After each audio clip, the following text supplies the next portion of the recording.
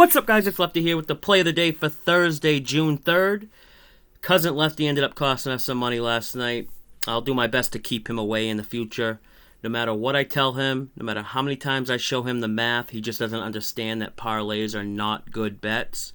You know, some people will just never get it. Let's try to get that money back from last night's stupid bet. For the first time ever, I have two play of the day games. I'll cover the first one, and at the end, I'll briefly touch on the bonus play of the day matchup.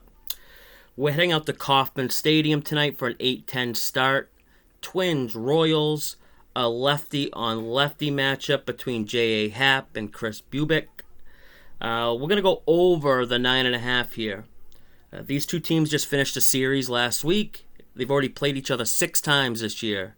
The trend is your friend. The 6 times they've faced off this year, 5 overs and 1 push. They've scored 10 or more runs in all of them. Besides their most recent meeting last Friday, they scored 9, and the total was 9, so it pushed. I believe in this Minnesota offense versus left-handed pitching. They're quietly one of the better offenses in the league versus lefties. The Royals have some guys hitting right now, Mondesi, Whit Merrifield, Sal Perez. And I don't think either pitcher will be able to do much against either lineup here. The market is really what has me on this play. Now, this one's a bit tricky, but I'll do my best to simplify it. And, of course, any questions about this, you can just hit me up in the Discord community. Link is in the description if you want to join. But if we look at the very bottom here, we see the total opened at 9. Now, as you can see, the under has steadily received lopsided bets and money. The under money is actually in the 90s. But it's important to remember that the percentages we see here on screen are only from a handful of offshore books that report their data. Sharp bettors are aware of which books report their data, so what they will sometimes do is manipulate the market by making bets one way on screen. On-screen books are the ones that report their data that we see here. Most of the off-screen books, which are books our local bookies use, those books copy the lines from most of these on-screen books.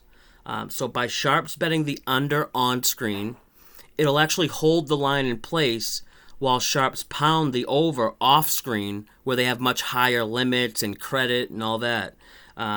Eventually, the on-screen books notice this action off-screen, and they'll move the line despite the fact that all they've received so far is action on the under. But they know the over is the true position, and they want to adjust before sharps come back and hit them with over action. I know it sounds a bit confusing, but this is the type of stuff we cover daily in the Discord community. I can go over live examples daily. It's tough to make a brief explanation and be thorough on these short videos.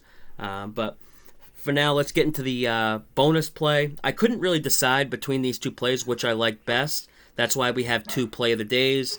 Plus, I figured after, Cousin Lefty cost us last night, I want to try to get that back.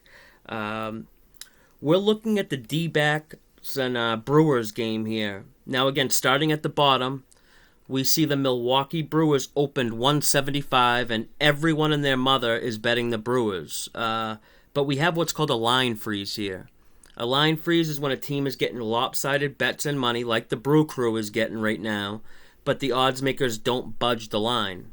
The reason is the odds makers are taking a position on this game. A common myth is that the books want to try to have even action on both sides and just collect the juice.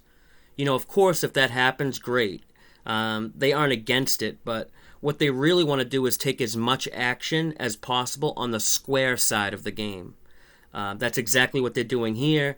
They're perfectly fine with taking all the Brewers action as possible, but we're not going to fall for it. The D-backs are the right side in this one. I'd love to list a bunch of reasons why, but the time is up. Got to keep these short and sweet. So let's go ahead, wrap this one up. We're going to go over Twins Royals, 9.5. And we also have the Arizona Diamondbacks at plus 160 or plus 150, whatever you can get.